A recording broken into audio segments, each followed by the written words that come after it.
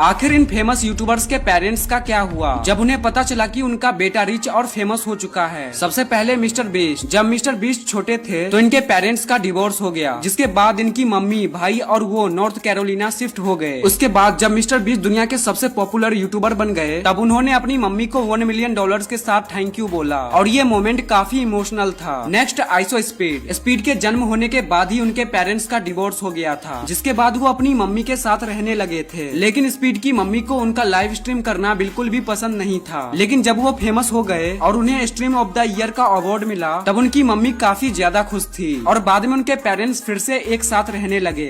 For $5,000 for a video. But this was when I was like 19. I was like, double it, and I'll walk outside and I'll give it to a homeless person. And they're like, no, you won't. And that's like, double it. And I was like pacing around my neighborhood for 3 hours convincing this guy, like on the phone, just double the money. I promise the video will go viral and I'll give it to homeless person. I was like, $10,000 just looks better in a title. It'll get more views. I promise your app will do better. A lot of times people, oh boy, it's like they think their videos are better than they are, honestly.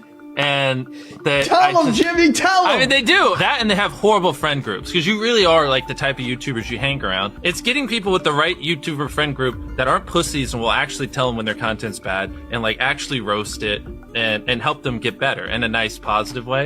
Basically, what I did was I somehow found these other like 4 lunatics. 3 of us were college dropouts. One was a high school dropout, and one, I don't know, he just like quit his job. We were all super small YouTubers, and we basically talked every day for 1,000 days in a row and did nothing but just like hyper study like what makes a good video, what makes a good thumbnail, what's good pacing, like how to go viral. We would just get on Skype every morning, and like some days like I'd get on Skype at 7 a.m. and I'd be in the call until like 10 p.m. and then I'd go to bed, I'd wake up and I'd do it again. We'd do things like take 1,000 thumbnails and see if like there's a correlation to the brightness of the thumbnail to how many views it got. Imagine a world where it's just you working solo and you work 12 hours a day every day for like a year. And you're just grinding, you make a mistake, you learn from it, you grind, you make a mistake, you learn from it, and you do that for like a year. And then imagine a different world where you have 4 friends who are also equally grinding in something similar. Friend number 1 makes a mistake on Friday, he teaches the other 4 people. Friend number 2 makes a mistake the next week, teaches everyone. And then like you're all learning from each other's mistakes. You're all constantly studying 24/7 and downloading each other. Like after a year, you're like 2 years ahead of the guy who was just solo.